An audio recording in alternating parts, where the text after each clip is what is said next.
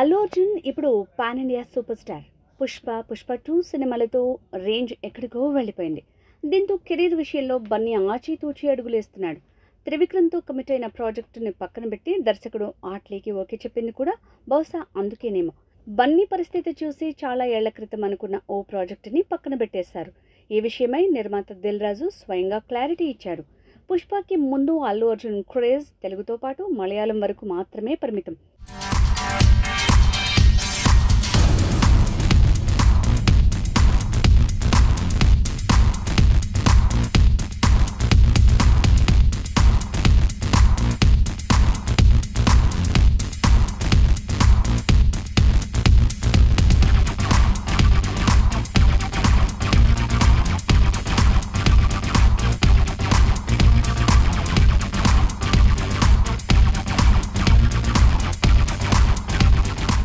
అలా అప్పట్లో ఐకాన్ అనే ప్రాజెక్టు కమిట్ అయ్యాడు.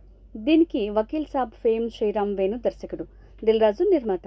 అఫీషియల్గా పోస్టర్ కూడా లాంచ్ చేశారు. కానీ పుష్ప చిత్రాలతో పాన్ ఇండియా స్టార్డమ్ వచ్చేసరికి ఐకాన్ విషయంలో దర్శక నిర్మాతలు వెనకడుగు వేశారు. తాజాగా తమ్ముడు ప్రమోషన్లో భాగంగా దిల్ రాజు దీని గురించి చెప్పారు. ప్రకటించే సమయానికి ఇప్పటికీ బన్నీ రేంజ్ మారిపోయిందని, కాబట్టి త్వరలో మరో హీరోతో ఐకాన్ తీస్తామని దిల్ రాజు చెప్పుకొచ్చారు. అలానే తమ్ముడు రిలీజ్ టెన్షన్స్ అన్నీ అయిపోయాక ఐకాన్ స్క్రిప్ట్ని శ్రీరామ్ వేణు బయటకు తీస్తాడేమో అని ఈయన అన్నారు. హ్యూమన్ యాక్షన్ స్టోరీ అదని, ఎప్పుడు చేసినా బాగుంటుందని దిల్ రాజు అన్నారు. మరి ఆ స్టోరీ ఎవరికి సూట్ అవుతుందో, ఎప్పుడు పట్టాలెక్కుతుందో చూడాలి.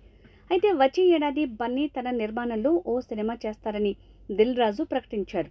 ఇది భారీ స్థాయిలో ఉంటుందని హింట్ ఇచ్చారు.